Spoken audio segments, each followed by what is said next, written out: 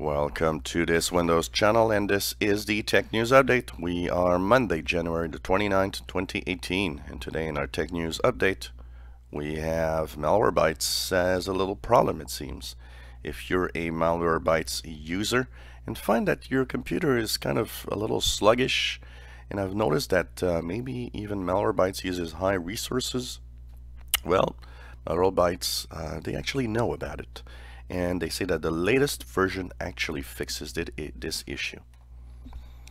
iTunes is still nowhere to be seen in the Microsoft Store, but the latest update has added a few files that seem to hint that it's soon to be there. Of course, this was supposed to be by the end of 2018, and we're getting into February of 2018 now. Still no iTunes in sight. Well, for a couple of hours, some ads that were displayed on YouTube were cryptocurrency mining on your PC. Now, Google says that they removed the offending ads in less than 2 hours, but, you know, in a time where people are going crazy about what's happening on their PC, and with monetization being so important on YouTube, don't you think you should be more careful about what you actually do on your ad networks?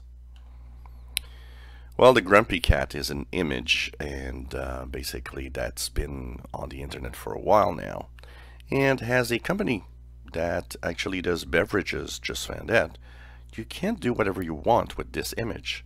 They have been fined, or they had to pay $710,000 in damages because of wrongful use of grumpy cat's image. Well, it seems that in the latest numbers, and we'll have more about that because this week is the week of numbers, you know, operating system numbers and, browser numbers. It seems that even though they've reworked the Firefox browser with the Firefox Quantum, it seems that it's still losing ground. So I guess Mozilla will have to do something more to have users come back to Firefox. Well, net neutrality is of course going to be a big battle, and it's starting to look like battle from, you know, federal government to states. The FCC said to the Montana state, well, you can't rule on something that is decided by the federal government. And Montana replied, well, we'll go to court if we have to. You got nothing to decide here. We want net neutrality in our state, and that's it.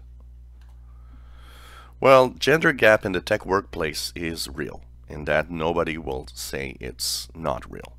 But one of the things that is interesting to look at is, why is that happening? Well, a study says it's not because of men, it's not because, but of course, depending on if you're a woman or a man, you have this different view of why there are women or not in the tech field. But the study says, no, it's just that women are simply not interested in tech, and that we have to find a way to make it interesting to women. And, you know, I think it has to do a lot with just look at the basics. In school, who is in school in tech, and you'll see that there's way more men than women. Intel is already in hot water and will have to explain a lot of what's happening with their Spectre and Meltdown security flaws. And now they'll have probably more explaining to do as we learned that the Chinese government and many other organizations actually were told about the security flaws before they even told the US government. That's kind of something you'll have to explain. Well, Microsoft pushed an emergency patch over the weekend, and not to fix a security flaw that they have, but to remove the buggy Intel Spectre patch that some PCs had. And of course, we will try to keep you informed on what you need to basically when you need to actually update at some point the Intel CPUs.